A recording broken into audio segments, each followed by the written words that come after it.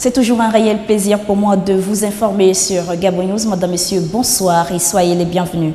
Et on commence ce journal avec ce jeune chanteur gabonais du nom de Garcia Lafleur qui vit avec un handicap visuel depuis plusieurs années déjà. Aujourd'hui, il lance un cri d'alarme aux autorités gabonaises afin que ces derniers lui viennent en aide. Marina Mendeman et Maxime Tinga. Chanteur depuis près de 16 ans, Garcia Lafleur est un jeune Gabonais aveugle depuis plusieurs années. Habitant de Kingele City, un quartier de Libreville, il connaît tous les déboires que la vie peut offrir. Oh maman, c'est trop dur. Un handicapé au Gabon, en particulier à Libreville, c'est dur. Il n'a pas de soutien comme nous. Moi, je ne juge personne. Je juge que Dieu qui me soutient.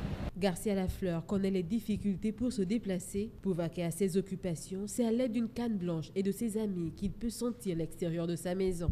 Si n'est pas là, on prend à risque que le matin, je vais faire d'être arrêté. Parce que être handicapé au Gabon, c'est très dur. Je me déplace avec une canne blanche sur la maison, je me déplace avec mes amis. Dans mon quartier, je marche seul.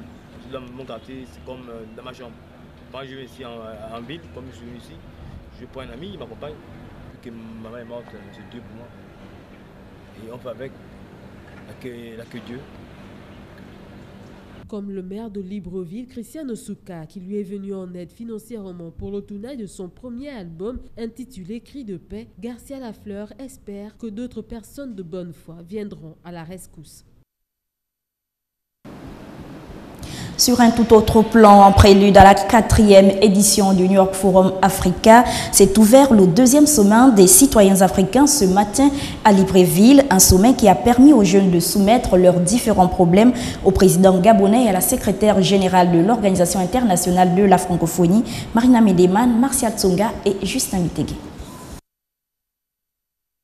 C'est le 2e sommet des citoyens africains qui s'est ouvert ce matin à Libreville en prélude à la 4e édition du New York Forum Africa. Invité à cet événement, le Conseil national de la jeunesse gabonaise a plaidé pour l'implication des jeunes dans divers domaines de la gestion de la cité. Madame la secrétaire générale, la jeunesse voudrait vous rendre hommage pour votre dynamisme, pour votre construction à la francophonie rénovée, structurée et procréative, qui considère la jeunesse non pas comme un problème, mais comme une ressource qu'il faut mettre au cœur de notre planète.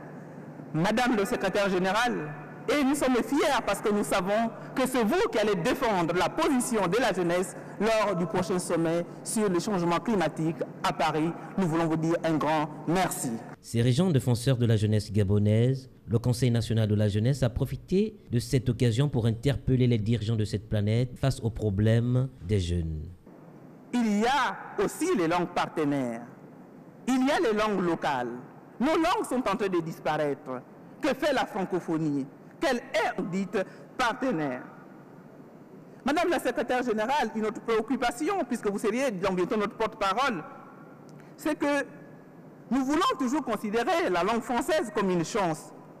Mais comment considérer la langue française comme une chance au sein de l'espace francophone lorsque nous n'arrivons pas à circuler librement? Rendant hommage à Frantz Fanon dans Les damnés de la terre, Andy Roland affirme que la jeunesse a sa partition à jouer. Comme quoi, chaque génération doit, dans une relative opacité, découvrir sa mission, la remplir ou la trahir. Voilà, c'était un reportage de Marcia Tsonga et non de Marina Mendeman. Et puis présente au 2e sommet des citoyens africains à Libreville, Michael Jean, secrétaire général de l'Organisation internationale de la francophonie, a elle aussi plaidé en faveur de la jeunesse qui selon elle est une des forces vives pour faire avancer l'humanité. Écoutons-la au micro de Marina Mendeman, Martial Tsonga, sous les images de Justin Mitégué. La jeunesse, vous le savez, est aussi au cœur de mes priorités et de celle de la francophonie tout entière. En consacrant leur dernier sommet à Dakar aux jeunes et aux femmes, les 80 chefs d'État et de gouvernement, membres de l'Organisation internationale de la francophonie, et vous y étiez, Monsieur le Président, ont voulu affirmer avec vigueur que les femmes et les jeunes sont des forces vives incontournables pour l'avancement de toute société, pour l'avancement du monde et pour l'avancement de l'humanité. La jeunesse est sacrée. Et à vous les jeunes, je veux dire que si j'ai tenu à venir à votre rencontre aujourd'hui, c'est pour vous assurer de ma détermination à tout mettre en œuvre pour que vous trouviez, pour que votre génération trouve dans la francophonie des réponses, des possibilités, des solutions dont vous faites partie pour toutes vos aspirations et toutes vos ambitions. Je suis aussi venue vous dire que vous avez toutes les raisons également d'espérer, toutes les raisons d'être fiers. Soyez fiers d'être jeunes. Oui, fiers de la force, du dynamisme, de l'énergie, de la volonté, de la créativité et du courage qui vous caractérise. Et ça malgré les difficultés, malgré les obstacles, dans un contexte, dans un environnement dur et complexe partout où nous vivons sur la planète. Reçu en audience par le ministre du Travail, de l'Emploi et de la Formation professionnelle du Gabon, une délégation de la société chinoise Avric, emmenée par son président Liu Jun, a échangé avec ce dernier sur un dossier très important concernant la construction de 300 centres de formation au Gabon en prélude du New York Forum Africa. Il s'est exprimé sur les opportunités que présente ce rendez-vous mondial. C'est avec Kenyon Gori et Maxime Tinga. Après son récent séjour en Chine du 3 au 10 mai dernier, le ministre de l'Emploi, du Travail et de la Formation professionnelle a reçu une délégation chinoise de la société Averic International à son cabinet. Au menu de cette audience, les questions sur l'évolution du dossier relatif au projet de construction de 3 centres de formation en terre gabonaise dans les villes de Libreville, Port-Gentil et Franceville, en vue de résorber les questions d'employabilité des jeunes et de l'adéquation formation-emploi. L'année dernière, on a pu voir Excellence Monsieur le ministre du Travail. Pendant cette année, notre projet est bien avancé. On va tout d'abord remercier Excellence Monsieur le ministre et le ministère du Travail pour supporter notre projet. Oui. Je crois que quand ce projet est archivé, ça va rapporter beaucoup d'opportunités d'offres de formation pour les jeunes Gabonaises pour développer son pays, pour avoir une capacité de travail. Saisissant l'opportunité qu'offre le New York Forum Africa, la Chine, par le canal des entreprises présentes au Gabon, va maximiser sur la communication et les épreuves de charme pour mieux vendre l'expérience et le savoir-faire chinois. Je pense que New York Forum est un forum très haut niveau. C'est très bonne qualité pour communiquer avec tout le monde.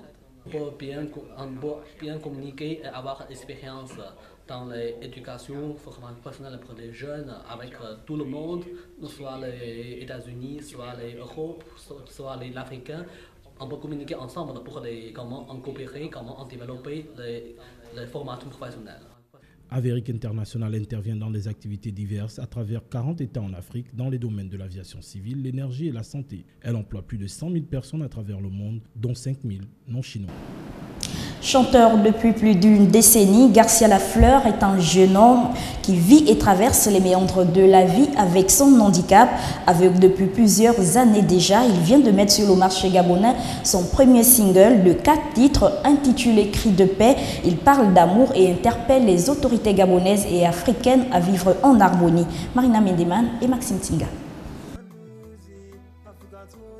Sorti depuis hier et déjà écouté dans les grandes surfaces du marché gabonais, Cri de paix de Garcia Lafleur parle d'amour et interpelle les autorités gabonaises et africaines au rassemblement. Car pour l'auteur, il est important de s'aimer la paix au travers de l'amour. Mon clip, c'est un cri de paix. C'est un message à tous les dirigeants africains. Parce que j'ai remarqué, là, j'écoute un peu RFI, la voix de l'Amérique, Africa, un BBC. J'en passe, on n'est pas le cri de la haine. On n'est pas le cri de la haine. Si l'Afrique veut aller au développement, il faut que tu veux l'amour. Donc j'ai dit à tous les dirigeants africains, les opposants, comme les gens qui nous dirigent, de s'aimer l'amour, quoi. Si on s'aime l'amour, l'Afrique pourra aller en avant. Chanteur depuis près de 16 ans, Garcia Lafleur souligne qu'il traverse d'énormes difficultés financières et physiques pour l'enregistrement de ses albums. Grâce à Dieu que le maire de Libreville a quand même elle a financé. Je lance un message au chef d'État s'il peut m'aider, quoi. C'est être aveugle au Gabon, c'est dur.